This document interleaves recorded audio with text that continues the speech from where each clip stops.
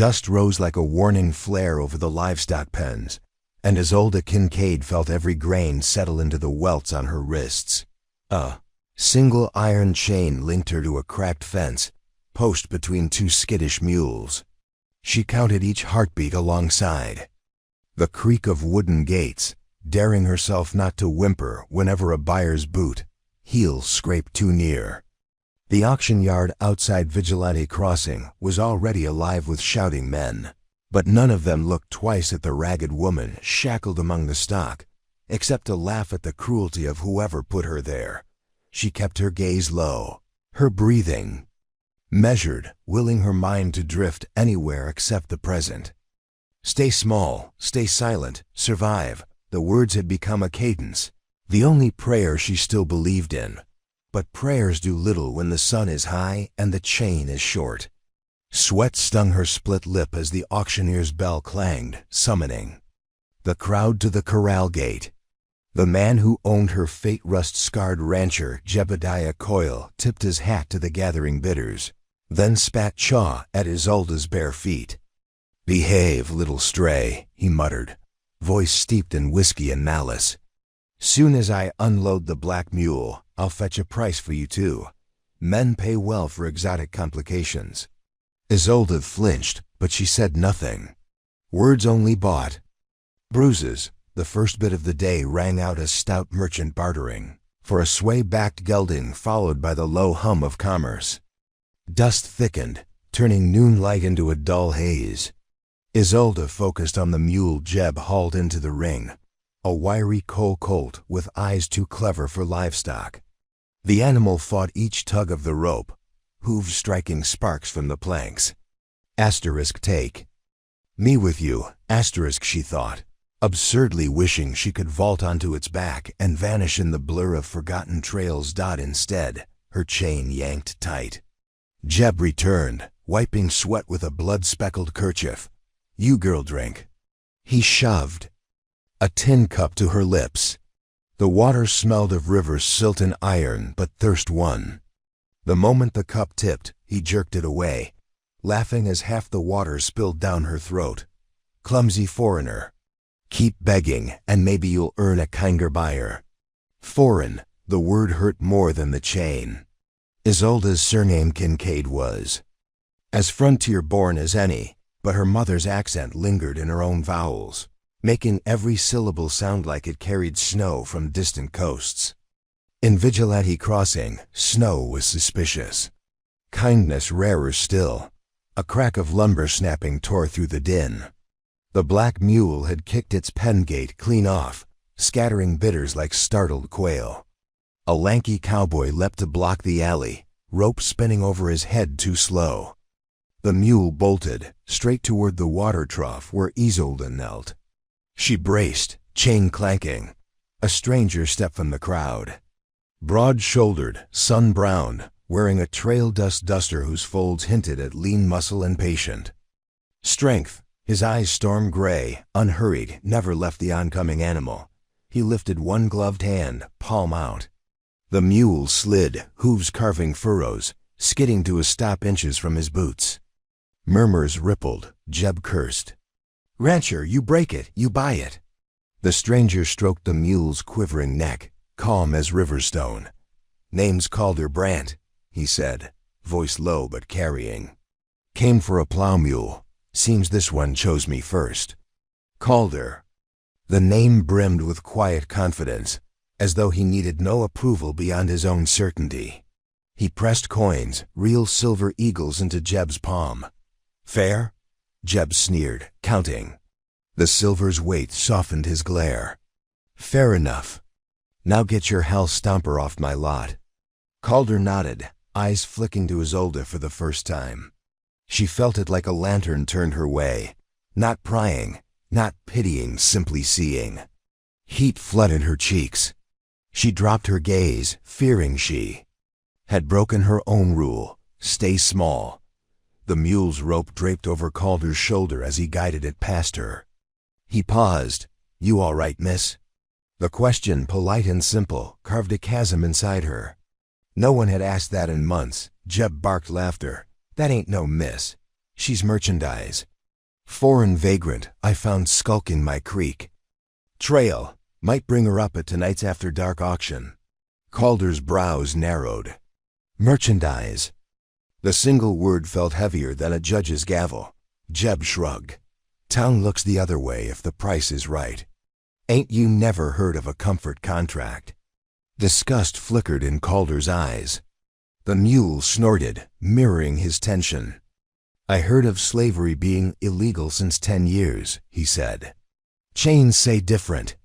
Jeb's hand drifted to the revolver on his belt. Law's what men agree it is. She's mine till papers say otherwise. You got business with mules, stick to mules. Calder's gaze returned to Isolde. Beneath grime and bruises, her eyes sea green, defiant met his for one heartbeat. It was enough. Brant turned back to Jeb, voice mild. How much for her? Not for sale till sundown. I'm buying now. Calder counted more silver into his palm. Jeb knocked it away. Coins scattered underfoot. Even if your pockets. Randa gold, stranger, I'd keep her. Some men pay extra for fresh fear. The words slithered through Isolde's stomach. She tasted bile and defeat until Calder spoke again, quieter. That chain ends today, one way or the other. Auction chatter faltered as tension coiled. Like barbed wire, Jeb smirked. You threatening me on my own yard? Not a threat, Calder said, lips barely moving. A promise, Jeb spat. Fine. High noon duel behind the water tower winner takes mule, girl, and bragging rights. Refuse and I'll spread word you back down from a drunk rancher. Calder's jaw ticked. You're drunk now? Always. Jeb grinned, teeth stained tobacco black. Isolde's pulse roared in her ears. Blood on the boards, gunfire echoing she'd fled one massacre only to witness another. Fear urged her to warn Calder, to beg him not to gamble his life for a stranger. But voice refused. Calder handed the mule's rope to the lanky cowboy who'd tried to lasso earlier. Then he unbuckled his duster, revealing a revolver holstered low on his hip, a weapon kept clean but seldom flaunted. Noon, he agreed. Yard erupted. Bets shouted, booze wagered. Children sent running to watch from fences. Jeb strutted inside the tavern to steady his aim with rye. Calder knelt beside Isolde. Close up, she saw faint lines at his eyes. A man acquainted with. Long rides and longer regrets. Name? He asked gently. She hesitated. Stay silent. But his patience felt like open sky. Isolde, she whispered. The syllables cracked but survived. Isolde, he repeated, as if memorizing. I've lost folk before. Won't lose you. He tugged lightly at her chain, testing strength. The cuff bit deeper. She stiffened. Sorry, he said. Keys? On Coyle's belt, Calder nodded. I'll fetch them in a spell. First, water that won't poison you. From his canteen, he poured clear spring water into the tin cup, holding it as she drank. It tasted of mountains and mercy. Tears blurred her vision. She blinked them away. Why risk this? She asked, voice hoarse. Calder considered. Because the world's got two kinds of storms, those we ride out and those we break before they break us. Footsteps pounded. The lanky cowboy returned, eyes wide. Mr. Brant, Coyle's loading hollow points. Word is he already killed 2 drifters last summer over a card game. Folks say he cheats the draw. Calder merely tightened his cinch belt. Clock keeps ticking, thanks, Jonah. Jonah lingered, gaze flicking to Isolde with pity. Storms. Brewing fast. Let it. Calder said. Minutes crawled. Isolde tracked the shadow of the water tower pointer as it inched toward noon. Heat shimmered off corrals, and the crowd thickened along the dusty street between saloon and blacksmith. Children perched on porch rails. Matrons frowned from behind shutters. Old men spat predictions out when the town bell tolled the first note. Of midday, Jeb swayed into view, revolver brandished. Booze glistened on his chin. Calder stood 20 paces opposite, Hat brim low, left foot forward, right hand loose. Isolde's chain let her kneel but not stand. She bit her tongue, heart banging, louder than the bell. "Don't die for me." A local preacher raised a hand. On 3, 1, dust devils danced between gunmen. 2. Jeb's fingers twitched. Calder exhaled. To HR. A gunshot cracked early Jeb's. The preacher dove. Calder's weapon blurred. 2 blasts overlapped. Silence swallowed. The street. Jeb staggered, eyes wide. Smoke curled from his barrel pointing skyward.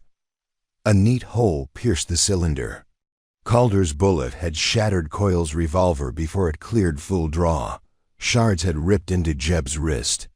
The bigger man dropped, screaming. Calder approached, boots crunching glass. He kicked the ruined gun aside, then unbuckled Jeb's belt, keys jangling. "You drew early," he said. "Lost anyway." Coyle spat blood-flecked foam. "She's mine, law says. Law says assault, kidnapping, forced servitude." Calder cut in. He raised his voice to the crowd. "Any who reckon otherwise can step forward." Silent save for the mule's restless snort. Calder knelt, freeing Isolde's shackles. Metal hit dirt. Pain flared as blood returned to her hands, but relief outshone it. Calder offered his arm. "Come on home, Miss Kincaid." Home. The word landed like a promise from another lifetime. She let him help her stand, knees trembling, yet stubborn, and the onlookers parted as they walked toward the wagon yard. But hope is never unchallenged. A rifle bolt clacked behind them. Jonah yelled warning. Isolde turned, saw Coyle's foreman perched atop the hayloft, barrel aimed at Calder's spine. "Brant!" she cried, shoving him sideways. The report split the air. Pain blossomed bright in her shoulder. The world tilted. Calder caught her as she fell, eyes blazing. He drew, fired one shot. The foreman toppled from the loft, rifle tumbling. Dust swirled, screams rose, and Isolde's vision blurred. Calder pressed cloth to her wound, voice distant. "Stay with me, Isolde. You're coming home." Darkness nipped at the edges, but she clung to the sound of his vow, a second chance. She would not let go. Before we jump back in, tell us where you're from. If this story moves you, please subscribe. Tomorrow, I have a special story for you. The mule buyer came out of the dust like the promise of afternoon rain, unexpected and maybe empty, but impossible not to hope for. Isolde's wrists burned from the iron whenever she shifted. Yet when she first noticed the tall rider tying his horse near the trading post, she forgot pain entirely. He seemed built from the same lean patience as the high desert pines. Sun-bleached hair pulled into a rawhide tie, a coat the shade of storm clouds shrugged across squared shoulders, and eyes that moved slower than any man's feet measuring. Every stall gate, every terrified animal, every set of shackles without blinking. He spoke to no one at first. Just traced a path along the pens, hands clasped loosely behind his back, like a schoolmaster inspecting restless students. A few brokers called out prices, waving at sound-footed mules. He didn't answer. When a ranch foreman tried to block his view, the rider only tilted his head until the man stepped aside. Something in the calm regard of those slate-colored eyes hinted he'd fought things fiercer than foreman, and won. Isolde's mouth went dry. 100 men had passed her post since dawn, miners hunting beasts strong enough to haul ore, drovers, replacing animals gored by longhorn horns, even a preacher claiming he needed a gentle mule for mission roads. Each looked at her the way they looked at the tethered stock, calculating value, discarding what cost trouble. The rider's gaze was different. He didn't flinch from the sight of dirt crusted across her split lip, nor linger on the torn bodice. But his jaw flexed when he noticed the iron locking her ankles. She lowered her eyes quickly. If Reeve Harp auction overseer, slave trafficker, and lord of Vigilante Crossing caught her making hopeful faces, She'd earned the whip as a lesson in hopelessness. A fresh knot of buyers jostled past. Their laughter carried the stale reek of whiskey. They poked at Isolde's bruised shoulder, debating whether a wench fed on mule ration could fetch $50 or $60 for certain talents. She shrank against the fence post, fighting the dizzying spin of nausea. A quiet voice cut through the din. "Step away from her." Not loud, barely above conversation, yet it carried weight none questioned. The drunkards turned, found themselves staring into the calm, ice-bright eyes of the stranger. One guffawed. "She's property, friend." "Ain't no law, says you. I'm not your friend." The rider's right hand rested atop his belt buckle, nowhere near the Colt on his hip. But nobody missed the hush that fell over the yard.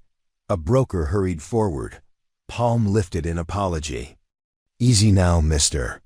That girl's lot is pending sale. Mr. Harp himself set the chain. We got rules." "Then call him." The rider's gaze never left the drunks. "He can explain his rules to me." Murmurs rippled outward. Reeve Harp's rules were carved in bone and blood. Men disappeared for less than defiance. Yet the broker swallowed and trotted toward the rostrum. Isolde risked another glance. The stranger's profile was stone unwavering, composed, yet beneath that stillness coiled something hot enough to warp iron. She felt it in the air, the way frightened mules sense a mountain cat near the herd. A whistle split the chaos. "Reeve!" Harp strode between wagons, silver-tipped cane tapping dust. He wore city clothes despite frontier heat, burgundy waistcoat, gold watch chain, gloves as pale as his conscience. "What's this disruption?" He barked. Eyes like chipped glass drifted from the rider to Isolde, and a smile of oily certainty. "Spread. Problem solved." "Bids already at 40 once. I'm not bidding." The rider's voice remained level. "I'm stating a fact. She leaves with me." Harp laughed a sound that made pups whimper. "Son, do you know who handles disputes here?" "You." "Precisely." Harp pivoted the cane, its hidden blade glimmering. "And I declare her available to the highest." The rider stepped forward, blocking Isolde from view. 60 acres of grassland north of the Quiet Fork. Free grazing for any mule outfit you send, through next spring. He paused. "In exchange for the keys." Harp's pupils dilated, greed wrestling suspicion. Grazing meant money. Feed cost. Crippled profit margins. Yet letting a purchase walk free set ruinous precedent. "A generous offer," he said, licking lips. "But my buyers expect. Add a water right." The rider unfolded a parchment deed, sealed and signed. Gasps slithered among the crowd. Water held more power than bullets here. Harp's gloved fingers switched. He loved power. Loved money more. Finally he nodded. "Unlock her, Jeb." A guard shuffled to the post, keys rattling. Iron fell away, leaving Isolde's knees shaking. She'd dreamt of the sound, counted nights by it. But freedom's promise felt unreal until the rider draped his coat across her shoulders. "What's your name?" he asked quietly. "I Isolde Kincaid." Her voice cracked like new ice. He inclined his head. "Nathaniel Rourke. Folks call me Rourke." She stared at the deed gleaming in Harp's hand. "Why would you trade land for me?" Rourke met her gaze, and for a heartbeat she witnessed sorrow so raw it felt like looking at the sun. "Because once," he said, barely audible. "No. One traded a damn thing for my sister." The cane slammed down. "Deal sealed," Harp crowed, waving parchment. "Now clear the yard. Auction resumes." Rourke guided Isolde toward the hitch rail, where his horse a dappled gray waited. Every nerve in her screamed, "Run, hide, expect worse." Yet when Rourke lifted her onto the saddle, his hands never once touched bare skin without permission. "If you ride with me," he murmured, "no chains again. But we leave now, before Harp changes price." Isolde clutched the horn, dizzy. "Anywhere's better." He swung up behind, heels tapping. They rode through the shouting pit, dust swirling, until Vigilante Crossing shrank behind them like a fever dream. The first miles unspooled in silence, broken only by hoofbeats. Isolde's thoughts fluttered. Where is he taking me? What payment does he expect? Freedom wasn't free in territories where law came second to lead. Rourke reined at a creek to water the horse. Drink, he said, handing his canteen. She gulped until water spilled down her chin, then froze, waiting for scold, slap, anything. None came. He knelt by the stream, washing the welts on her wrists with a kerchief soaked in cool current. Each touch gentle as dusklight. These hurt? She nodded, unable to speak past the lump inside her chest. We'll wrap them tonight. He sat back on his heels, face unreadable. I've a cabin 2 days west. You may stay until you choose otherwise. No debt. Gravel voice, like someone who rarely spoke yet meant every syllable. Isolde swallowed. Why trust me in your cabin? Rourke's lips curved a smile that failed to reach weary eyes. I traded half my future for you. Seems fair I gamble the other half. He rose, mounted, and they followed the creek until sunset bled across Butte ridges. Isolde's body ached, but fear ebbed each time Rourke drifted a respectful step farther than necessary, as if reminding her space was hers to command.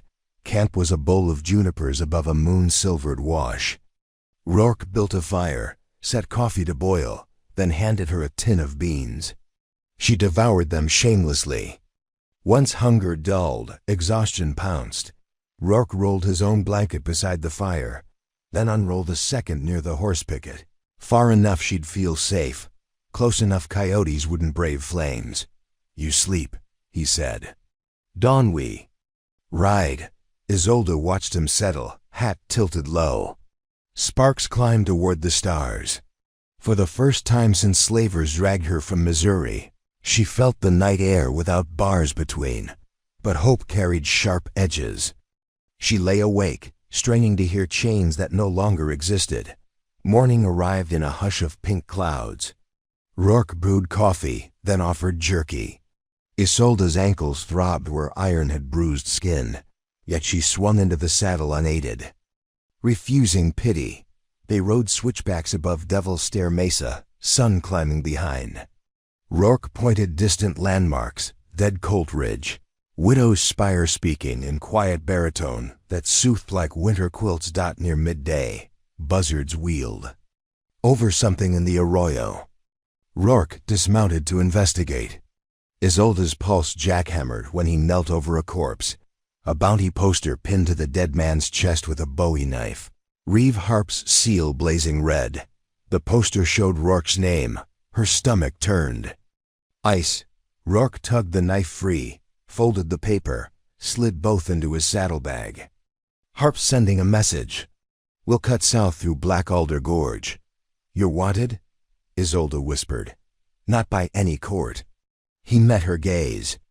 Only by men who fear someone paid for what they stole. Something raw shone in his eyes, grief chased by resolve. Isolde nodded. She too had debts of hurt marked unpaid. They pressed on. Heat shimmered. At a wind-scoured pass, rifle fire cracked. A bullet smashed rock beside Isolde's knee, spraying shards. Rourke yanked her down the far side of the horse, rolling beneath its belly as more shots rained. 3 riders charged from pin and scrub, rough faces masked. Gun smoke stung Isolde's lungs. Rourke thrust a small derringer into her shaking hands. Point, pull, breathe.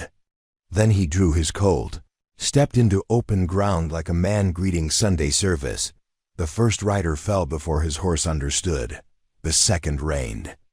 Too late. Rourke's second shot punched him backward.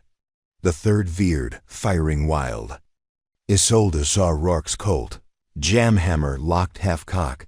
The surviving bandit leveled his carbine straight at Rourke's heart, and Isolde's vision tunneled. She rose from behind the dead horse. Derringer clutched in bruised fingers. The muzzle seemed to weigh 1,000 memories, yet the moment felt lighter than air dots she squeezed. The Derringer's snap was tiny compared to rifles, But the bandit's shoulder jerked. His shot went skyward. He wheeled, spurred away, bleeding. Rourke cleared his Colt, but lowered it. Good aim. No, she breathed, trembling. Lucky. Luck chooses brave people. He tipped his hat. Adrenaline shook free tears. She hadn't cried in years. Rourke said nothing, just placed a steadying hand on her elbow until breath returned. They dragged bodies into a ravine, then burned masks and gear. Isolde stared at the rising smoke, knowing every plume told Harp she was still beyond his tether. That night, camped beneath sandstone arches, Isolde traced the scar on Rourke's left forearm while he slept. Old bullet, poorly stitched. The first miles unspooled in silence, broken only by hoofbeats. Isolde's thoughts fluttered. Where is he taking me? What payment does he expect? Freedom wasn't free in territories where law came second to lead. Rourke reined at a creek to water the horse. Drink, he said, handing his canteen. She gulped until water spilled down her chin, then froze, waiting for scold, slap, anything. None came.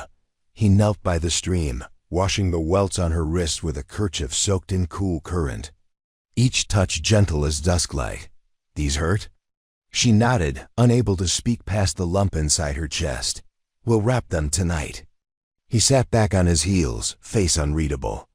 I've a cabin 2 days west. You may stay until you choose otherwise. No debt. Gravel voice, like someone who rarely spoke yet meant every syllable. Isolde swallowed. Why trust me in your cabin? Rourke's lips curved a smile that failed to reach weary eyes. I traded half my future for you. Seems fair I gamble the other half.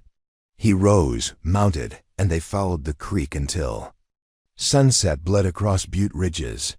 Isolde's body ached, but fear ebbed each time Rourke drifted a respectful step farther, studied everything, and forgot nothing. Isolde realized Silas Avery was looking at her the same way a man gauges the sky before planting seed, measuring risk against harvest. The thought terrified her far more than Fallon's chain ever had. Because with Fallon, there had only been cruelty. With this rancher there might be hope, and hope was dangerous. A road paid for in quiet, they left Vigilante Crossing at sundown. Silas rode Clyde, the gray gelding that dwarfed most horses on the trail, and he let Isolde take the mule he had technically come to purchase, an aging sorrel named Juniper, whose ears flicked back at the slightest whisper. Fallon's protest had echoed off the corrugated walls of the stockyard. You can't just haul her off, Avery. That girl's collateral on a debt. But Sheriff Deakins had signed the release after a single look into Silas's ledger and an even longer look at Fallon's bruised knuckles. Money changed hands, receipts were stamped. And suddenly, Isolde's life felt like an entry across a neat, confident signature. Silas hadn't spoken since. He rode several lengths ahead, letting Juniper set her own pace while Isolde gripped the worn saddle horn and tried to understand freedom that still smelled faintly of the auction pen. Her skirt was little more than burlap, her feet were blistered, and her voice, when it finally pushed past swollen lips, shook like a colt standing for the first time. Sir? No answer, just the rhythmic squeak of Clyde's leathers. The sun bled itself up behind the Badlands and painted the open country in colors Isolde barely remembered names for. Ochre, sienna, blood orange. When she tried again, it was nearer a whisper. Sir, why me? Silas drew rein. Dust swirled between them. He removed his hat, ran a palm through sweat, dark hair, and regarded her with sea-glass eyes.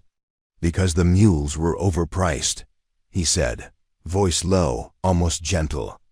And you looked like you'd bite the first man fool enough to call you pretty. Figured that meant you still had plenty of fight left.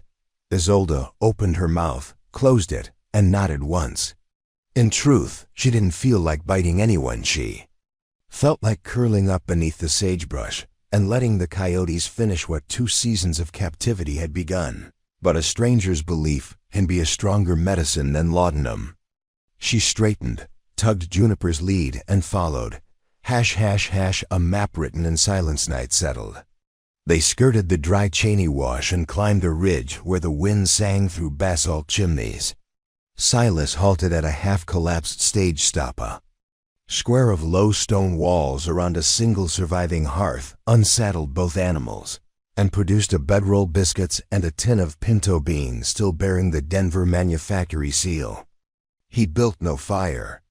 Instead, he used the chimney's last ember, coaxing flame enough to warm the beans, but not enough to silhouette them against the night. Isolde watched his hands. They were broad, scarred, and surprisingly clean. A man who mended tack and maybe hearts with equal patience. When he offered her the tin and a battered spoon, she tried to remember the last time someone had served her before himself.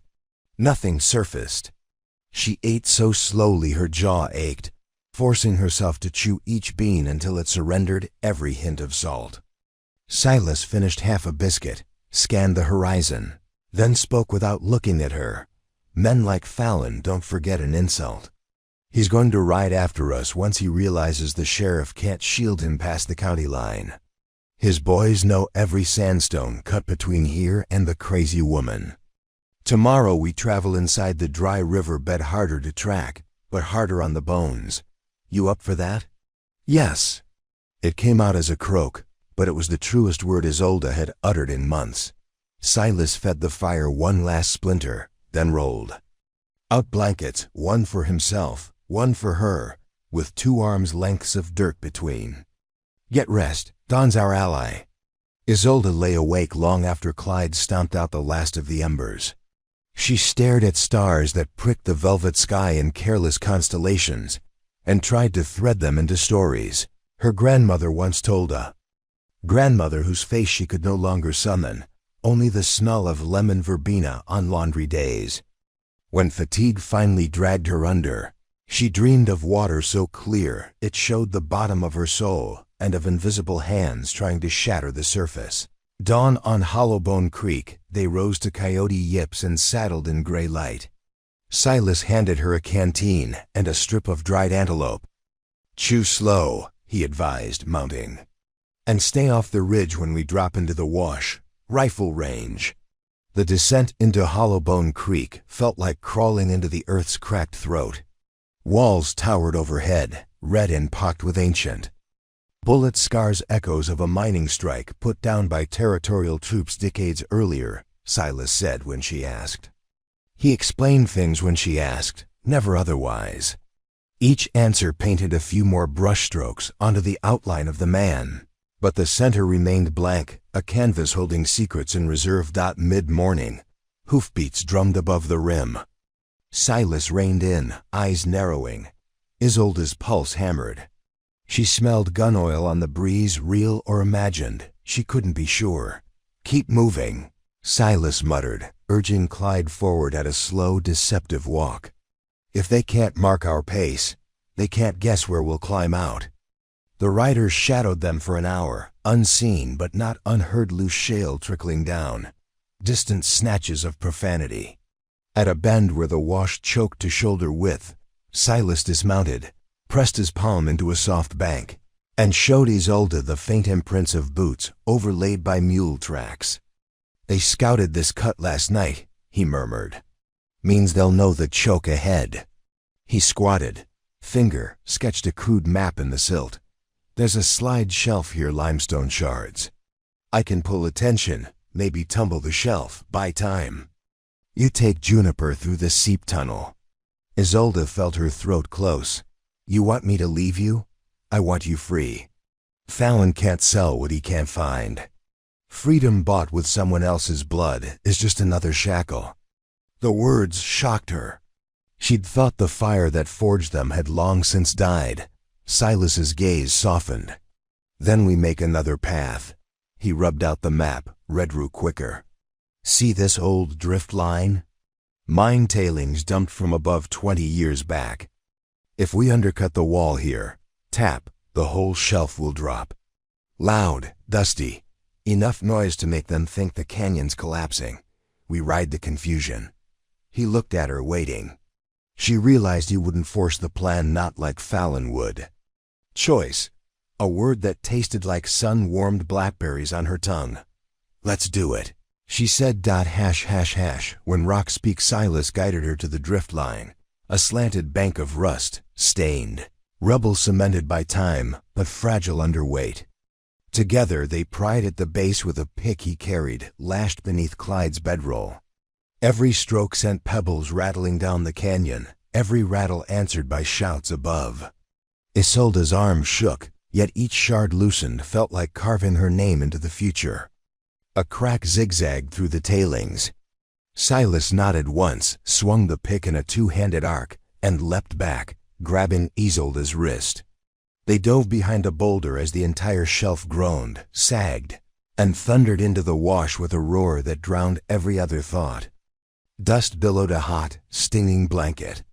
Through the haze came panicked hoof screams, curses, and the unmistakable clatter of rifles dropped onto stone.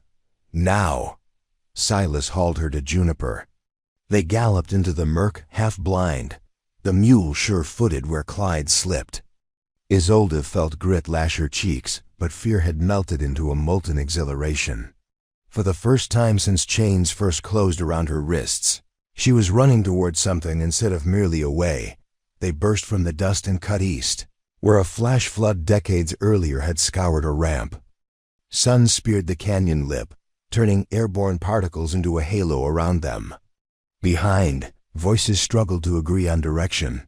They rode hard for 2 miles until the wash leveled into flats dotted with greasewood. Only then did Silas pull up, breathing hard. He scanned the skyline, listening. Lost them, he decided. For now, he dismounted, offered Isolde a hand to ground. When her boots touched earth, her knees buckled not from weakness, but from the sudden absence of urgency. Silas steadied her. His hands were warm despite the cool morning breeze. "You all right?" "I don't know," she admitted, and the confession felt like a kind of victory. "I think so." He smiled, brief, lopsided. "Good, means we can keep moving." The house called Galloglass. They reached Silas's ranch 3 days later by moons that waxed from a silver sliver into a lantern half full. Galloglass Homestead sprawled at the foot of the savage bluffs, where springs bled from volcanic seams and turned the valley green. A big bean house anchored 2 barns, corrals, and a blacksmith's lean-to. Everything outlined by fences straight as compass strokes. Hands emerged to greet them. An elderly couple named Amos and Della Finch, a Paiute stablemaster called River Twice, and a freckled girl of maybe 16 who introduced herself as Mabale. Rowe and announced she could outshoot any ranch hand patient enough to wager cartridges. Silas handled introductions, then turned to Isolde. "This is Isolde Kincaid. She have run of the bunkhouse till we sort better quarters." Isolde felt every gaze skate across her ragged dress, bruises, and freshly healed shackle scars. She braced for pity or suspicion. What she found was something kinder a quiet acknowledgement, as though each person present carried their own unspoken chains. That night she bathed in rain-barrel water warmed by Della's kettle, dressed in trousers that belonged to some long-gone sister of Mabel's, and ate stew so rich she feared her stomach would revolt. Amos produced a fiddle, River Twice a cedar flute, and music wound through cottonwoods where fireflies bobbed like sparks from an unseen forge. Isolde sat on the porch steps, bowl in hand, and tried to learn the cadence of laughter again. Silas leaned against a post, arms folded, watching his crew with a tenderness that made Isolde's chest ache. When the last note died, he cleared his throat. "Tomorrow starts at 5. Herders push the away flock into summer pasture. Rowe and I ride. Fence north. Amos needs help in the smithy shaping spring shoes. Miss Kincaid, you choose where you fit." It was an invitation, not a command. She surprised herself by answering without hesitation. "Smithy. I learned iron back. Before." She couldn't bring herself to say before the chain. Amos's eyes brightened. "Then I'll keep the coal hot, miss." Silas nodded once, a glint of approval flickering. Settled. Sparks and unasked questions, The smithy smelled of coal smoke, horsehair singe, and iron dreams. Amos showed her the blower, the quench barrel, the anvil scored from 30 seasons of hooves. Isolde lifted the hammer, testing balance. Muscle memory sang in her arms, the old song of swing and flatten, glow and hiss. She forged 2 lantern hooks before noon. By dusk she and Amos had shaped sets of mule shoes and a gate latch. Soot blackened her cheeks, sweat soaked her shirt, and her smile. Her smile felt carved from granite, solid, improbable, enduring. When Silas returned from the north fence, he studied the latch in his palm. "Clean bevel," he murmured, thumb tracing the edge. "Gate won't eat this in a decade." Isolde shrugged to hide a blush she hadn't known she could still summon. Metal doesn't lie. Be true to its grain, and it stays loyal. Silas met her eyes, something unspoken passing like a spark between hammer and anvil. That it does. Wind carries old names Fallon did not forget. 2 weeks later, a rider found Gallowglass, an out-of-town teamster, with a bullet nick across his hat brim. He carried an envelope stamped with Vigilante Crossing bank wax and smelling of whiskey. Inside, a promissory note claiming Fallon's legal right to reclaim indentured asset, female, Irish-born, answers to Isolde. And beneath, a single line in Fallon's cramped hand. Asterisk. Enjoy the honeymoon while it lasts. Mule man. Asterisk. Silas burned the note, but ash does not erase anxiety. He doubled watch rotations, ordered Mabel to keep the Winchester loaded, and spent evenings on the porch tracing maps with his gaze. Isolde pretended not to notice the weight settling on his shoulders.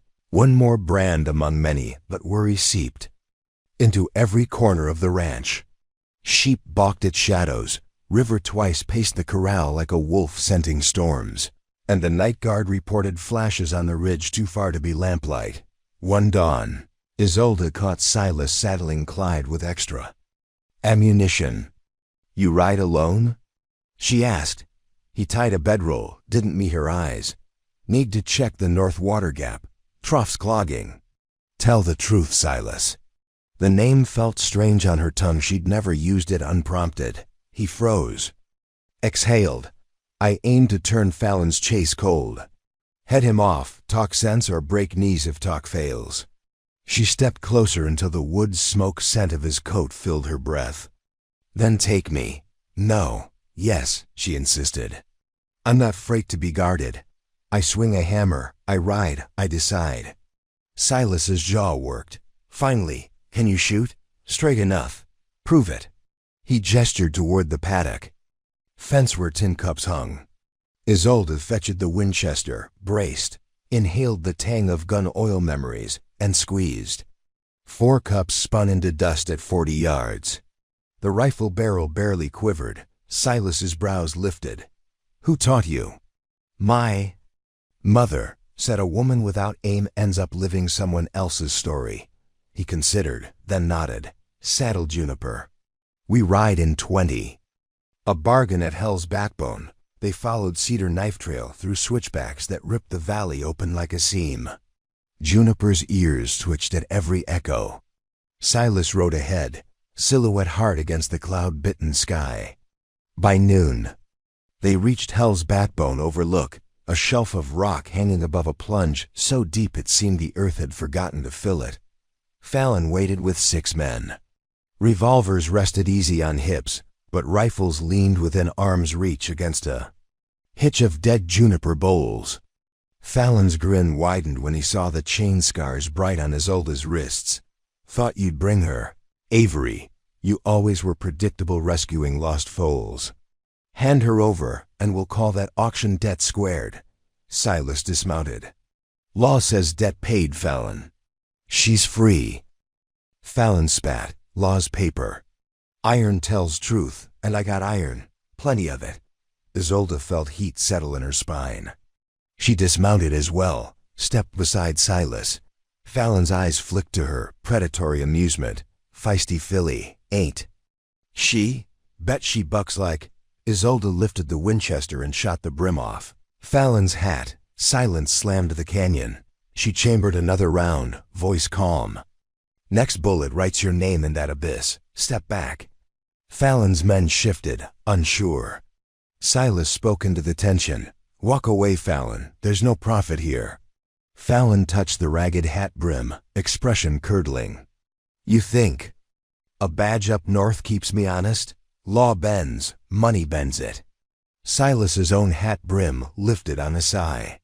Then maybe money speaks louder in cash. From his coat he produced a leather pouch, tossed it at Fallon's boots. Coin clinked like church bells. Fallon knelt, opened the pouch. 10 double eagle pieces gleamed worth a small ranch. Greed warred with spite in Fallon's eyes. Take it, Silas said. Then ride until the mesas swallow you. You'll still be able to count to 10 with your fingers intact. Consider that your interest. Fallon weighed coins, weighed odds. And the girl? Not for sale. A long, bitter pause.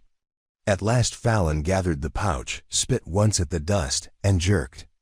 His chin at his men. Mount up. Plenty of easier scores out west. They rode off, coins jingling, rifles safe. Only when hooves faded did Isolde lower the rifle.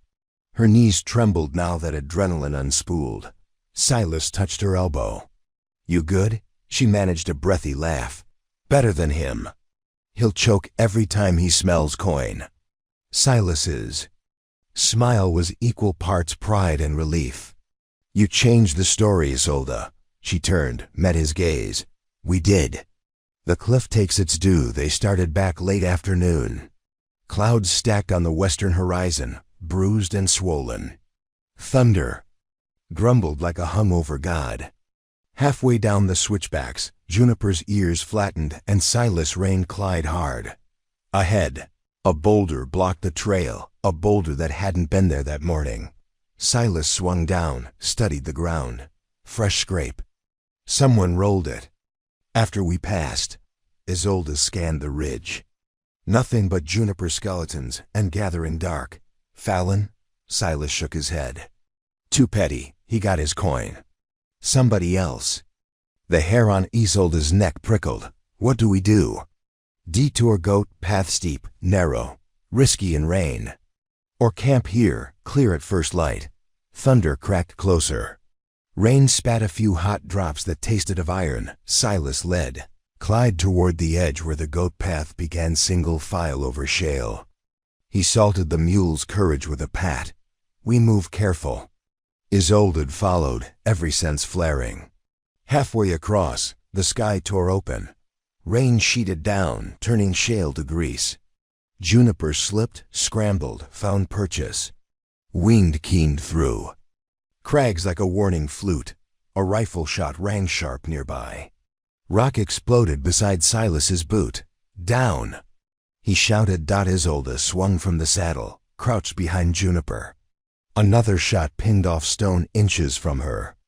She glimpsed a shooter perched high on the ridge, silhouette only, but the hat brim wide as a crow's wing. Not Fallon. Someone else and determined. Silas fired back, but the angle was hopeless.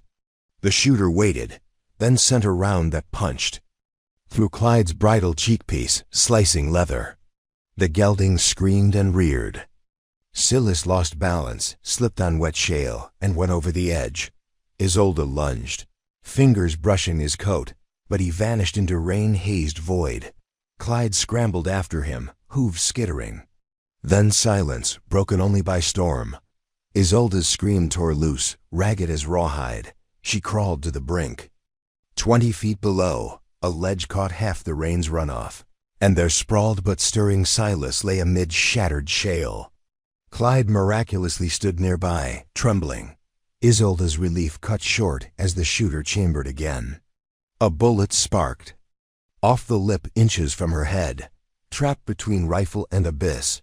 Isolde felt the chain wounds on her wrists pulse with an old memory, survive by standing still. But something newer born in a smithy's forge fire and watered by freedom rose hotter. She rolled behind a jut of rock. Checked the Winchester, 3 rounds left. The shooter advanced along the ridge, silhouette resolving into a lanky figure. with a scarred cheek, one of Fallon's men, who must have chosen vengeance over coin. Wind howled. Rain blinded. Silas lay bleeding below. The shooter's boots scraped closer. Isolde sighted down the barrel. Breath steady despite the storm. The ridge erupted in lightning white fire that lit pupil, rifle, heart. She squeezed. The cliffside answered, with echo loud as cannon, and the figure staggered, rifle spinning into the chasm. He didn't fall. Not yet. He clutched his shoulder, snarling, reached for a sidearm. Isolde fired again, missed. Rock burst near his thigh. Last round. She inhaled gun oil and rain. Hears Silas's distant groan. Felt the hammer of her own pulse. The shooter limped forward. Drawing, Isolde whispered her mother's creed. A woman without aim. She exhaled, squeezed. The shot clasped the shooter's revolver right as it cleared leather, twisting it from his grip, and momentum carried him backward, arms pin-wheeling. He vanished beyond the ridge. Silence, then the long, terrible crash of stone on stone. Isolde lowered the Winchester, breath torn to ribbons. Lightning flashed again, showing the ridge empty. Below, Silas called her name, hoarse, but alive. Hash, hash, hash. Cliffhanger. Wind dropped. Rain softened to a whisper. Isolde stared across the gouged sky, rifle empty, heart fuller than it had ever dared. But the storm wasn't done. Far to the west, at the gap where Hollowbone Creek met the flats, torchlights flickered, half a dozen, maybe more, advancing in grim procession toward Gallowglass. Isolde's stomach clenched. Fallon had taken the coin, but he'd bought vengeance anyway. She dragged her gaze back to Silas, bleeding and trapped on the ledge 20 feet below. There were ropes in Clyde's packs, if she could reach him. There were torches marching on the ranch, if she could warn them. And there was a man she was beginning to imagine her future around, hanging between rain and ruin. Isolde slung the empty Winchester, wiped rain from her eyes, and made her choice, one that would demand every spark of iron still living inside her. She set a boot against the wet shale, leaning into the void, and climbed. Before we jump back in, tell us where you're from. If this story moves you, please subscribe. Tomorrow, I have a special story for you. Silas Avery's ranch lay an hour north of the Brazos Forks, where the river split like a choice a man could never take back. And Isolde Kincaid felt the weight of both branches the moment Clyde crested the final rise. Below, the Cricket Valley spread wide and green against a rim of red rock escarpments. Cottonwoods glittered beside irrigation ditches, and 3 long barns sat in orderly rows beside a clapboard house whose porch lamps already burned like small, stubborn stars. The sight stole her breath, not for its beauty, though it was beautiful, in the raw, stubborn way rangeland can be, but because it named something she had forgotten existed. Safety that belonged to soil instead of shackles. Yet even as her pulse quickened with wonder, Isolde's wrists pulsed where fresh dressings hid the bruises. Memory clanged there like a warning bell. Nothing stays gentle. Chains had taught her that lesson too well. Settling in a place that would rather forget the war. Silas dismounted first, handing Clyde's reins to a ranch hand, a broad-backed man called Cutter, whose beard hid most of his grin. Isolde remained astride another minute, fighting the urge to grip the saddle horn until her knuckles split. She could still feel Fallon's chain like a phantom limb. Silas spoke quietly. "Ground's yours, Miss Kincaid. Nobody will yank it. Away, swing down when you're ready." Ready was a word bigger than her courage, but she nodded. When her boots hit packed earth, she swallowed a strange, dizzying vertigo. Not fear of falling, but fear of being upright with no rope to jerk her back. Tilda rose. The ranch cook bustled from the porch with a lantern and a steam of questions. She was half Comanche, half Irish, and as fierce as floodwater when a rider came late to supper. Yet her gaze gentled the instant it reached Isolde's splintered wrists. "Bathe is hot. Bread's fresh. Come inside, child." Child, Isolde almost laughed. 26 winters had hardened her, but no one had called her child since she'd left the Alabama cotton lease at 15. The word felt like warm wool over ice. Tilda ushered her through the house, a parlor lined with shelves of leather-spined books, a kitchen that smelled of sage and rabbit stew, bedrooms painted robin egg blue, the kind of color a woman picks when she believes walls can keep storms outside. Isolde hardly absorbed details. She moved in a haze of disbelief, as if walking inside someone else's story. Still, the bathwater scalded truth into her muscles, and when she curled into a feather bed afterward, she whispered a single vow to the ceiling beams. I will not waste this refuge. Sleep came like a thief, but dawn found her awake and tangled in linen sheets, haunted by shadows of Fallon's grin. She rose before rooster call, slipping to the porch where pre-sunlight painted the valley silver dot, and she discovered Silas already there, polishing a battered pocket watch. "Morning," he said without looking up. "Till'll box my ears if she learns you beat her to the stove." Isolde tracked the sunrise instead of answering. She couldn't name the color streaking the clouds pink peach mercy. Whatever it was, it tasted like life. When she finally spoke, it surprised them both. "Why did you buy me?" Silas shut the watch. "Didn't." She glanced at the imprint of shackles on her skin. He followed her stare. "I bought a mule," he amended. "You were part of the cruelty, not the sale." "My money didn't trade for chains." Silence stretched. Then he added, "Besides, you're not for sale." 3 sentences, none of them grand, yet each threatened to unmake the defensive walls Isolde had mortared stone by stone. She turned away before he could see the fracture. Work enough to keep demons quiet. Silas offered no idle rest. If a body could carry a bucket, she carried a bucket. If she could brush a horse, she brushed. Ranch rhythm left no room for brooding, and perhaps that was the deeper kindness. Cutter taught her the feed ledger. Tilda drilled her on sourdough starter. Even the ranch dog, a cattle cur named Brisket, claimed her as packed by the 3rd evening dot, yet nightfall still battled her nerves. Each owl hoot morphed into a slaver's whistle. Each coyote yip became Fallon's laugh. 5 days in, Silas strode from the barn carrying a slim walnut rifle. "You'll sleep when your mind trusts your hands," he told her. "So we teach. The hands first." He led her to a gully that opened onto shale flats where tin cans perched on fence posts. "Show me how you breathe when you're frightened," he said. Isolde's mouth dried. She inhaled shallow, ragged. "Good," Silas murmured. "Now slow it. Make fear useful." The lessons lasted until moonrise. By then her shoulder ached with recoil, but 3 cans lay punctured. Silas collected the brass. "Tomorrow we do it again," and they did, for 6 sunsets straight. With every shot she felt the invisible chain slacken another link. Trouble has a long memory. Trouble arrived on the 7th evening, in the form of Sheriff Garvey Barden's badge flashing at the gate. Barden wasn't a lawman so much as a fence. He sold conscience to whoever offered gold.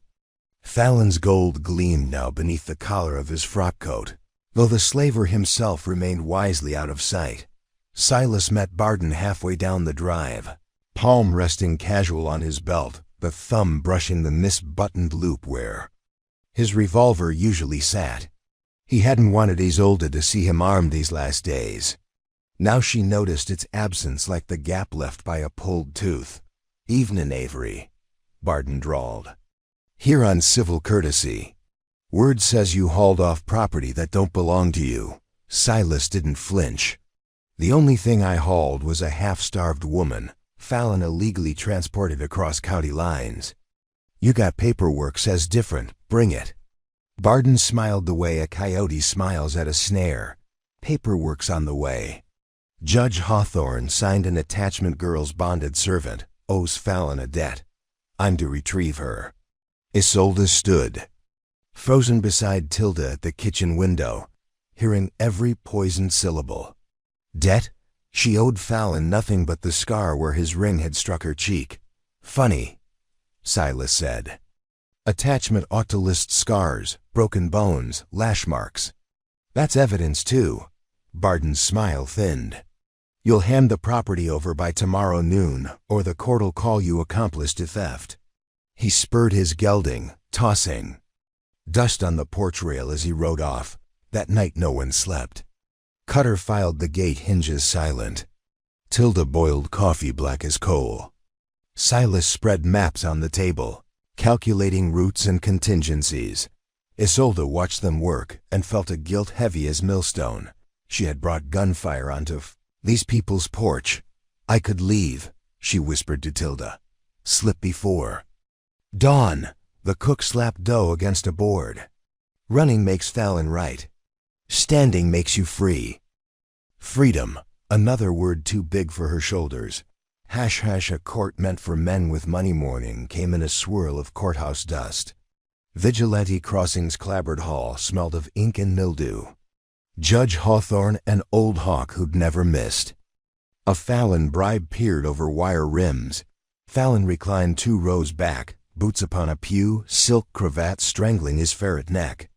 His eyes gleamed when Isolde entered, flanked by Silas and Cutter. She kept her chin high, but nausea pooled on her tongue. Hawthorne thumped a gavel. Matter of debt reclamation. Fallon versus Kincaid. He eyed Silas. You represent her? Neighbor offering witness, Silas said. Hawthorne shrugged. Proceed. Fallon's lawyer recited forged ledgers, passage fees, doctor bills, clothing charges. Each figure stabbed like a fresh whip. Silas countered with a medical affidavit from Tilda and Cutter's sworn statement of Fallon's public auction threat. The judge listened the way a drunk hears Himmel's eyes lidded, heartbeat on the bottle. Then he spoke. Debt stands. Woman returns to lawful custodian. A roar erupted. Cutter's outrage. Tilda's gasp, ranchers from nearby benches. But Silas only tipped his hat. Your ruling's clear, Your Honor. Permit me one last conversation with the custodian before compliance. Hawthorne waved a hand board. Make it quick. Silas turned, boots echoing across pine planks, and addressed Fallon so softly only. Front row seats heard. You know the Rio Conco floodplain? Fallon scowled. So? Silas nodded toward the dusty window where sun hacked through glass like a branding iron. Swells this time of year. Jury pools half ranchers who lost calves last season. They'll love a negligence case, especially one involving illicit slave trade. We filed today. Evidence, chains, bruises, my vet statement. Settlement will run higher than any mule lot cut. Fallon's smirk faltered. You bluff. Silas lifted a document already notarized. File clerk's waiting. Of course. We could settle out of court. Fallon swallowed. Terms? Nullify debt, release claim, and sign an affidavit admitting falsified ledgers. You disappear south by sundown. Judge Hawthorne coughed behind the bench. Bully money shriveled beneath real risk. Fallon's signature hit the page in under a minute. Hawthorne stamped acceptance with ill grace. Case dismissed. Outside. Isolde's knees buckled. Silas caught her elbow. She stared at the affidavit like a mirage. It's really over? Law says so, he answered.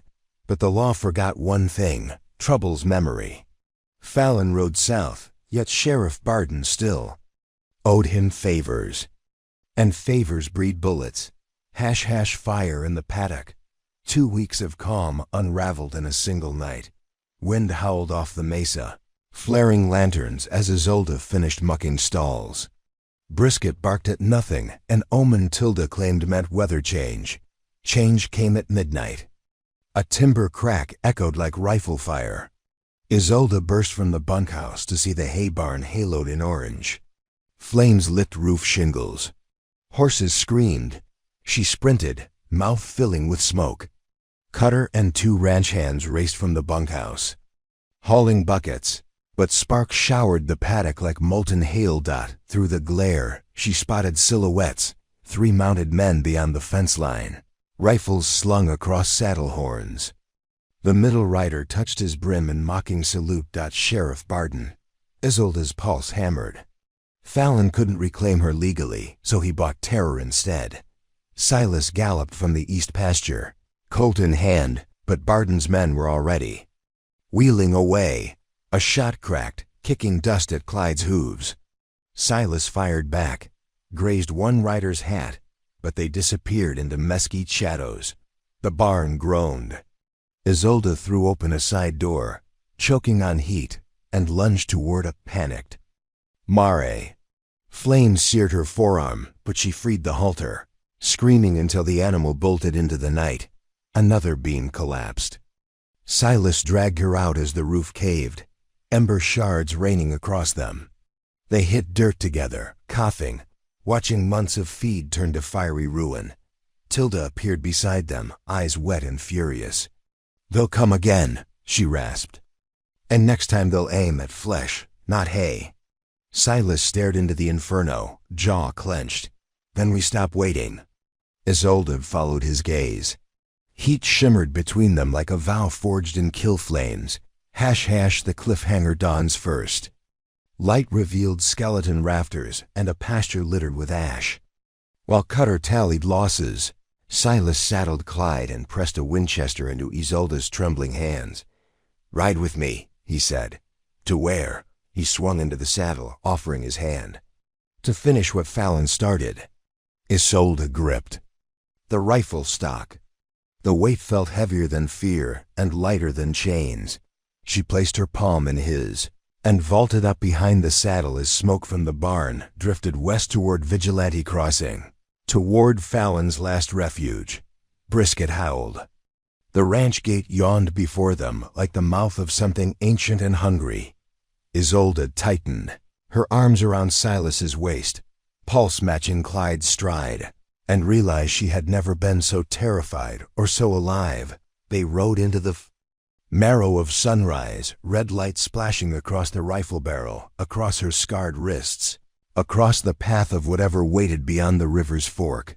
And as the ranch vanished behind them, a single thought hammered her ribs like hoofbeats. Asterisk, when the chain is gone, the heart is all that's left to break. Asterisk, the road ahead answered with distant gunfire. Asterisk, before we jump back in, tell us where you're from. If this story moves you, please subscribe. Tomorrow, I have a special story for you. Asterisk. A coyote's cry shredded the silence just before dawn, pulling Isolde Kincaid from a sleep laced with half-remembered nightmares. She woke on the narrow bunk in the tack room with her pulse hammering against the old scars on her wrists, uncertain. For a breath where she was, then the smell of saddle soap, oiled leather, and fresh-cut hay settled her thoughts. Cricket Valley Ranch, Silas Avery's domain, where yesterday she'd stood between a newborn filly and a rattlesnake, earning more of the ranch hand's quiet respect than any handshake could grant. Yet the sense of safety she'd felt flickered now. Something in the coyote's wail had sounded wrong, stretched thin with warning. She swung her legs to the plank floor, shoved bare feet into borrowed boots, and eased open the tack room door. Cold pre-dawn air slapped her cheeks. Across the yard, the lantern in the main barn still burned, as Silas's night crew should have doused it an hour ago. She crossed the yard, heart ticking like a pocket watch. The mule colts snorted nervously in the paddock, hooves pawing dry earth. A hen perched on the rail gave a low, uneasy cluck. Inside the barn, the lantern sat abandoned on a barrel beside a stack of burlap feed sacks, except the top sack had been knifed open. Oats spilled like scaled-down gold coins across the plank floor. Farther down the aisle, water troughs lay overturned. Tools gleamed sharp edge-up among the straw.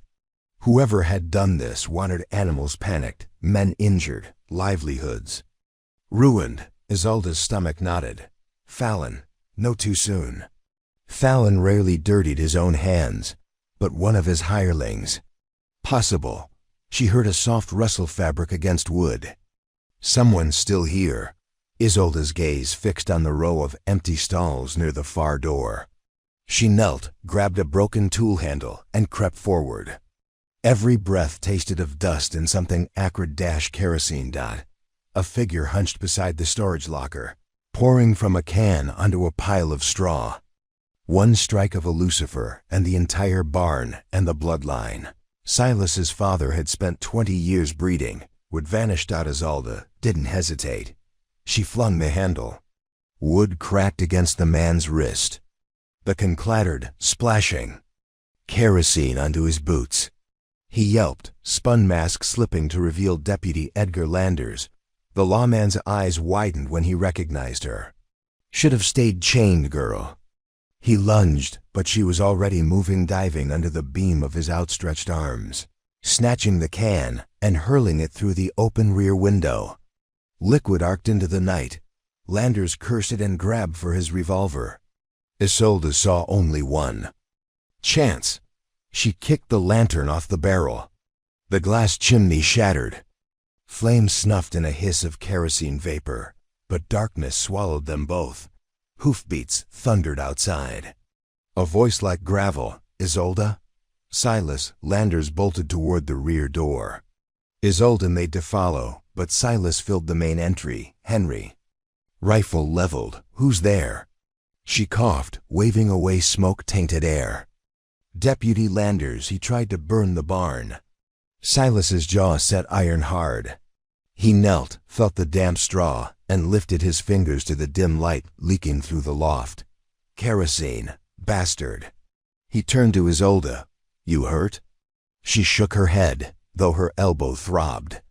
Go after him. They burst into the yard, but dawn's first gray light showed only hoof prints leading toward the cottonwoods. Hoof prints headed south, toward Vigilante Crossing. Silas swore softly. He'll ride straight to Fallon. Isolde's pulse pounded. You believe me now about Fallon's reach? Silas looked at her, anger and admiration wrestling behind storm-gray eyes. I believed you the moment I cut that chain. He motioned to the house. Coffee, then we plan.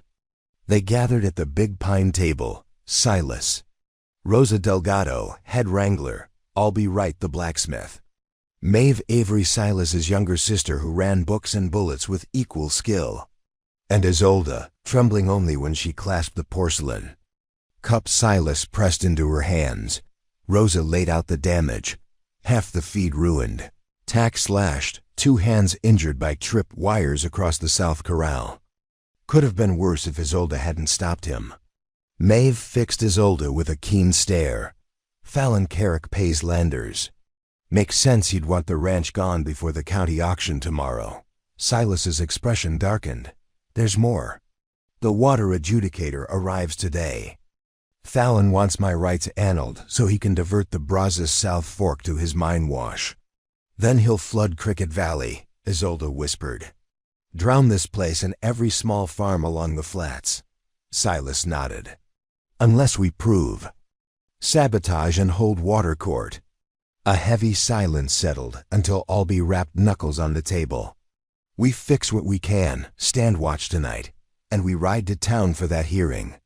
Isolde swallowed hard. Returning to Vigilante Crossing meant facing Fallon's men and the courthouse cell where she'd first been sold like livestock. But turning away meant letting the valley die. She met Silas's gaze. I'm going with you. He opened his mouth to object, saw the set of her shoulders, and simply nodded. Asterisk, asterisk, mid-story message, asterisk, asterisk, asterisk. This story took us a long time. If you like it, subscribe. Now back to the story, asterisk. Vigilante Crossing baked under noon sun when they rode in. The main street brimmed with ranchers awaiting the adjudicator. Fallon's mercenaries loitered outside the saloon, rifles lazy but eyes alert. Landers stood on the courthouse steps, bandaged wrist peeking beneath his jacket, smirk sharp as broken glass when he spotted Isolde. Silas dismounted. Stay close. Inside. The hearing room buzzed. Judge Norbert Clay, thin as a branding iron and twice as unforgiving, sat behind a scarred desk. The water adjudicator, Rachel Pomeroy, reviewed maps while townsfolk argued inches from her ear. Fallon Carrick entered last, silk waistcoat gleaming. His gaze slid over Isolde like she was still chained. New Avery favored strays, but this is rich, he addressed the judge. Hope the court keeps better company than the defendant. Silas bristled. Isolde touched his sleeve steady. Evidence unfurled diversion ditches Fallon had already cut. Affidavits from intimidated neighbors. Then Silas stepped forward, describing Landers's overnight sabotage. Fallon scoffed. Landers claimed self-defense. Isolde's testimony was dismissed as that of an escaped bondservant. Judge Clay rubbed his temples. Any proof beyond the girl's word? Albee produced the slashed tack, the kerosene-soaked sack. Rosa described catching Landers selling Avery tack last month, but Clay shook his head. Circumstantial. Desperation clawed at Isolde's throat. Fallon's smile spread. A commotion at the door. Maeve hustled in, clutching a dripping canteen. Your Honor, water from Cricket Creek 15 minutes ago. She poured the liquid into a glass. Silt swirled. Black as coal dust. Rachel Pomeroy's eyes widened. Sediment this high means reckless upstream excavation. She turned on Fallon. Your men graded the riverbank? Fallon's nostrils flared. Protest. No chain of custody, but Judge Clay leaned forward. I'll ride to the Forks myself. Court adjourned until dawn tomorrow. Any alteration in flow during that time will be taken as admission of guilt. Fallon's veneer cracked. You'll regret crossing the Avery. Silas's voice was quiet thunder. I already crossed you once. Didn't feel a thing. Isolde swallowed a tremor. The reprieve was fragile, dawn too close and too far away. They spent the night in town at the livery loft above Clyde's stall. Outside, Fallon's men prowled. Maeve and Rosa spread watches. Albee rigged a wire alarm on the ladder. Isolde couldn't sleep. Silas found her by the loft door, moonlight frosting her hair. You saved my stock, he said. You believed in me first. Silas exhaled. I wish I could promise safety. She met his gaze. I didn't come for safety. I came because chains break twice, once on the body, once on the soul. You broke the first. I have to break the second myself. Silas's throat worked. He touched her shoulder, chased, steadying. Then we do it together at dawn. Thunder rumbled low, though the sky stayed clear, a train on distant rails. Isolde's pulse sensed to that stormless thunder. What is that? Silas tilted his head, then cursed. Dynamite. He's blowing the upstream bank tonight. Albee's alarm jingled. Maeve scrambled up the ladder, eyes wide. East Ridge is on fire. Flames glowed beyond the rooftops. Fallon had ignited the timber piles near the Forks. If the supports collapsed, the South Channel would surge before Judge Clay arrived. Silas grabbed saddles. We ride now. Isolde's hands shook as she cinched Clyde's girth. But when she swung up behind Silas, resolve welded in her chest like iron cool quenched in Albee's forge. They galloped through alleys, past townsfolk throwing buckets at stray embers, and out onto the ridge road. The firelight painted the Brazos Gorge hellish orange. Ahead, silhouettes heaved barrels over the edge explosives.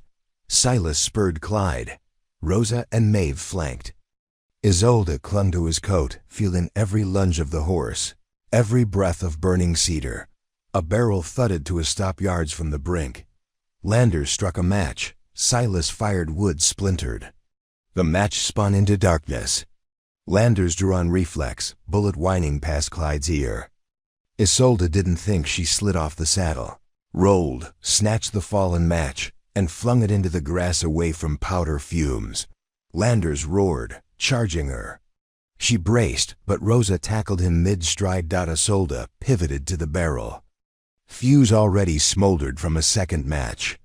With shaking hands she clawed it free, pinched it bare-fingered. Pain seared, but the ember died. She looked up and saw Fallon himself atop the ridge, holding a plunger detonator wired to kegs hidden under the bank. His eyes glowed with triumph as he pressed the handle. The world split white, ridge crest buckled. Trees ripped like paper. A roar drowned Isolde's scream.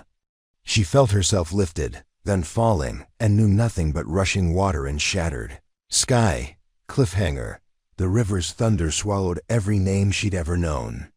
Above, the flood, a single thought blazed: find the surface or die with the valley. Each trust he'd given her was a fragile miracle, and Isolde Kincaid felt it quiver the moment the tack room door banged open. Silas Avery filled the threshold, hat low against dawn glare, revolver in one calloused hand and mud still splattered across his duster from the night patrol. His voice came tight and urgent. "Riders on the south fence, 3 of 'em. Lookout say Fallon's finally come." Isolde swung her boot solace to the floor, heart lurching. She had known this morning would arrive. Retribution rides hard when a slaver loses $2,000 in shackled flesh, but she hadn't expected it so soon. Nor had she expected the thin tremor she felt to be equal parts terror and resolve. Resolve tasted like iron on her tongue, like the day she broke the shopkeeper's broom handle and took the beating meant for her younger brother. Resolve kept her alive through months of chains and auction yards. Resolve, she decided, was all that stood between the life she wanted and the life that hunted her. "Where's Elsie?" she asked, sliding her Winchester from the saddle rack. "Up in the loft with the twins. I told her to keep 'em still as creek stone." Isolde cocked the rifle, marveling again how natural the action felt after only a week of Silas's patient tutoring. "Then let's keep Fallon down below." Hash, hash, hash, hash. A valley holds its breath. The south pasture lay seamed with frost and morning haze. Silas led Isolde along the far irrigation furrow where willow shoots provided cover, and together they watched. 3 mounted silhouettes pause at the line of cedar posts that marked Avery land. Fallon Hart rode center, unmistakable even from a distance, broad shoulders wrapped in a gambler's coat, stovepipe hat perched atop wheat-colored hair, and that crooked grin that never reached his eyes. Beside him, 2 gunmen shifted anxiously. The animals sensed what their riders pretended not to. This valley would not surrender easy. Silas muttered, "He'll offer coin first. Fallon loves the sound of his own magnanimity. And when you refuse, he'll try fire. Fences, house, barns, anything that herds us into open ground." Isolde's fingers tightened on the Winchester stock. A week ago she'd flinched at every shadow. Now an odd calm settled over her, like stepping into the eye of a dust storm. She understood. This man's cruelty had worn it like a brand. And because she understood, she could predict it. "Then we take away his matches," she said. Silas's slow smile carved a crescent beneath his beard. "Reckon we do." A single shot cracked from the ridge, warning only. Fallon tipped his hat, signaling truce, and nudged his horse forward until wire scraped the animal's chest. "Morning, Mr. Avery." His voice carried lazy cheer. "Fine piece of creek bottom you got. Shame if something poisoned the water." Silas stepped from the willow brake, Henry rifle leveled but not aimed. "Turn your horse's heart. The woman you want's beyond your purse now." Fallon's grin sharpened. "Everything's for sale. Ask the girl what she thinks." Isolde strode into view before Silas could stop her. Sunlight struck scars on her wrists like exposed seams in stone, but her chin held angles of quiet fury. "My thoughts cost nothing, and you can't afford them, either." Recognition flared in Fallon's eyes, followed by a dark joy. "Knew you'd fetch double once washed." "Come now, Isolde," she corrected. "Kincaid. Remember it. You'll be spittin' it with your last breath." The gunman laughed until Fallon raised one gloved hand. Cruelty simmered behind his polite tone. "Last chance, Mr. Avery. $1,700 and we ride out. Say no, and I take the girl and whatever's left of this spread on credit. Silas's reply was a single deliberate click as he thumbed his hammer. Credit's no good in Cricket Valley. Fallon sighed theatrically. Light it. Fire in the cottonwoods. The shot-up lantern arced through the air, trailing kerosene like a comet. It smashed against the dry hay by Barn 3. Flames mushroomed into gold curtains, instantly hungrily licking skyward. Isolde's world funneled to sound. Shrieking horses, splintering timber, and Silas's command. West flank. Keep it from the house, she sprinted. Behind her, the ranch. Ham's 3 cowboys, barely older than she, raced buckets from the well. Elsie's voice, clear as chapel bell, rallied the twins to drag soaked blankets along the porch rail. Fallon's riders wheeled, firing to pin them. Bullets hissed past Isolde's braids. She dove behind the water trough, heart slamming, breaths fogging in the cold. Avery slid in beside her, cheeks streaked with soot. We hold 'em 5 minutes. Wendell pushed the blaze into the creek ditch. 5 minutes felt like an eternity measured in trigger pulls. She nodded, rolled to the edge, raised her Winchester, and whispered a prayer her father once said before felling a steer. Straight and swift suffer, not longer than needful. Her first shot punched through a gunman's shoulder. He spun, useless arm dangling, and scraped away toward cover. Silas picked off the lantern thrower's horse, toppling man and beast in a tangle that blocked the gate. The third rider broke. Ranks, galloping for Fallon's line at the fence. Fire roared hotter, but so did the creek, wind reversing, bending flame away from the barn toward the irrigation ditch, exactly as Silas predicted. Isolde smelled wet earth as steam billowed. Water triumphed over oil. Fallon cursed, yanked his mount around, and retreated with the wounded vowing return. A gallop faded. Silence fell but for the crackle of dying fire and the sob of a collapsing beam. 5 minutes had passed. The ranch still stood. Hash, hash, hash, ghosts ride at night. They buried the dead horse under the cottonwoods at dusk, marking the grave with a cedar post. Isolde stayed until the last shovel of dirt settled, listening to Silas's soft apology to the animal. Respect, he said, was owed to every living thing that served. Even in death, service mattered. When night cloaked the valley, Silas gathered. The household in the kitchen. Oil lamp glow gentled the worn pine table where a map of the property lay unfolded. Elsie nursed coffee. The twins cleaned rifles with grave determination. Isolde stood behind Silas, feeling the heat of his shoulder through his shirt. Fallon's pride bleeds, Silas began. He'll come harder, likely before sunrise. We can hole up or strike first. Strike, Isolde said before anyone else could speak. Heads turned. She explained, voice steady. He'll keep throwing men at us. Better end it where he nests. A murmur rippled. Taking the fight to Fallon meant leaving the ranch exposed. Meant stepping into the world that had once chained her. Silas studied her. You know what that means. I do. But I also know chains get heavier the longer they dangle. She raised her scarred wrists. I won't carry these another mile. Elsie reached across, squeezing her hand. The twins nodded. 14 years old, and already bound to a rancher's code older than Texas. Decision settled like iron clanging. Home, they would ride in the darkest hours. 6 souls against Fallon's camp at Devil's Notch, where the land pinched between 2 limestone cliffs, the only trail wide. Enough for a wagon of chained women. Silas tapped the map. We hit here, cook tent and corral first.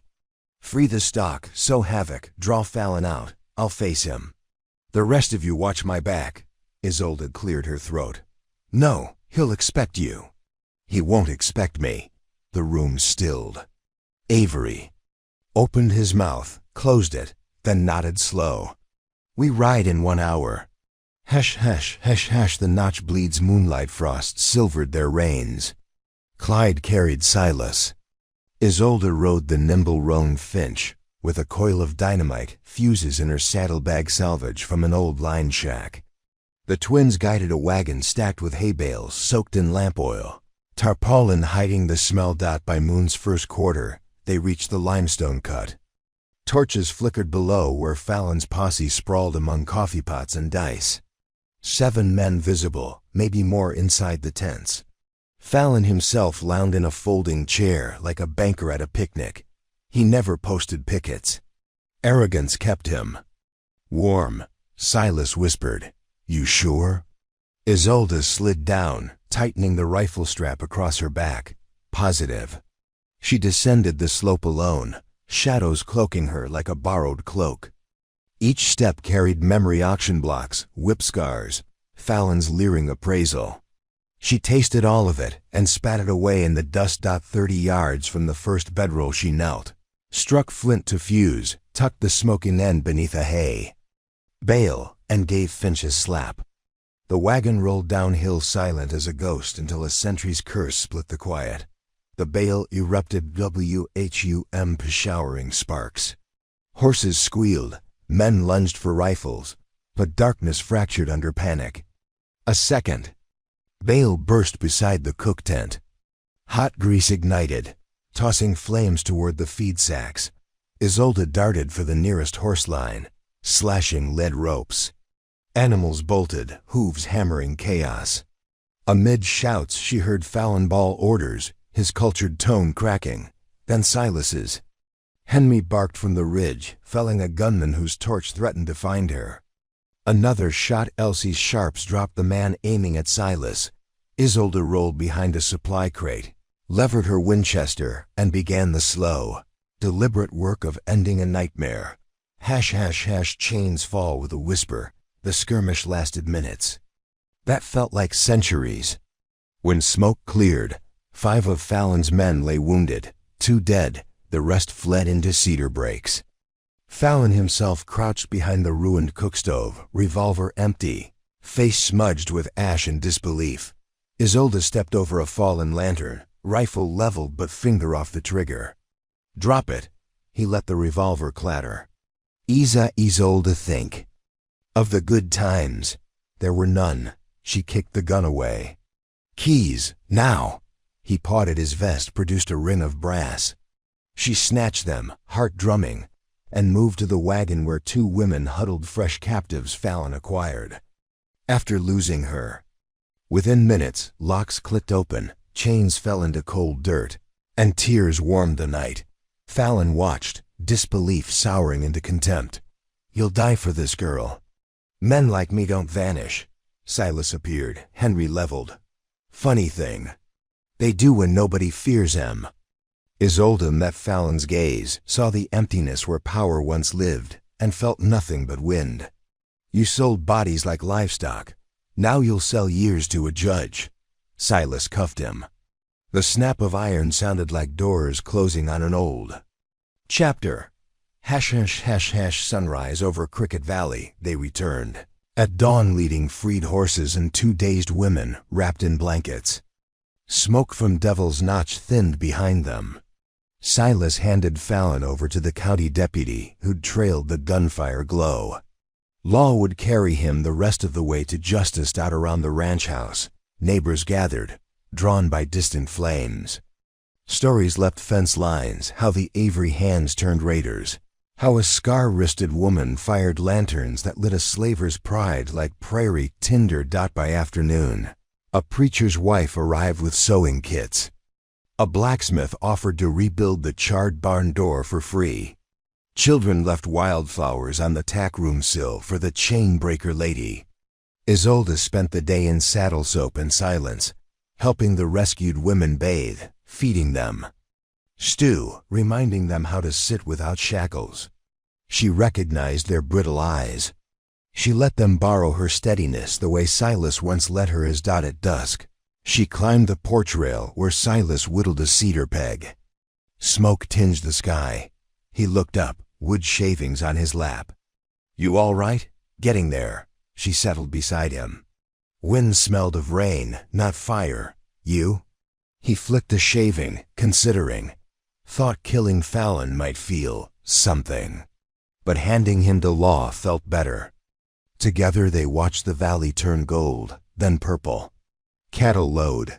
Children laughed somewhere near the pump. Ordinary magic. Silas cleared his throat. I bought a mule once. She laughed, the sound startling them both. You were swindled.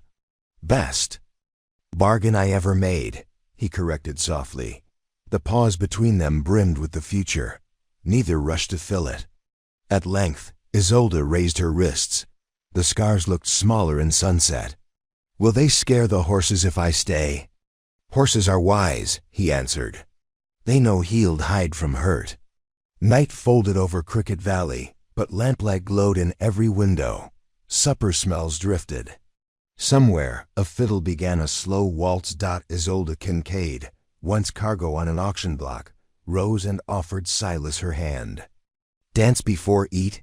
He set the cedar peg aside, took her fingers gently, and followed her into lamplight, where shadow could no longer claim her name. And though the world beyond the Brazos still cracked its whips and rattled its chains, on this patch of stubborn earth, a woman and a rancher forged something stronger than iron. Choice. *, 2 more great stories are next. Don't miss them. Subscribe and turn on notifications. *.